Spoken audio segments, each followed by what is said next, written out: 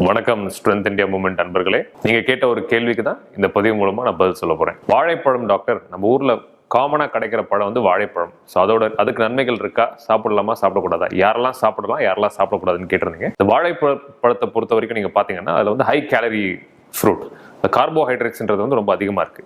இந்த சுகர் இருக்கவங்க, இல்ல இந்த சுகர் பார்டர் லைன் சுகர் இருக்கவங்க, ஸோ இவங்கெல்லாம் வந்து இந்த பழத்தை சாப்பிடக்கூடாது. ரெண்டாவதா, இந்த வெயிட் குறைக்கணும்னு நினைக்கிறாங்க இல்லையா, வெயிட் குறைக்கணும்னு நினைக்கிறவங்களும் இந்த வாழைப்பழத்தை தவிர்த்தா கொஞ்சம் நல்லது. அடுத்ததா, யாரெல்லாம் சாப்பிடலாம், யார் வேணாலும் சாப்பிடலாம். சின்ன குழந்தையில இருந்து வயசான பாட்டி தாத்தா வரைக்கும் யார் வேணாலும் சாப்பிடலாம். வாழைப்பழத்துல என்னெல்லாம் சத்து இருக்குன்னு முதல்ல நம்ம தெரிஞ்சுக்கலாம். முதல்ல முக்கியமா பாத்தீங்கன்னா பொட்டாசியம் ரொம்ப அதிகமா இருக்கு. ஒன்னு விட்டமின் B6, இன்னொன்னு விட்டமின் C.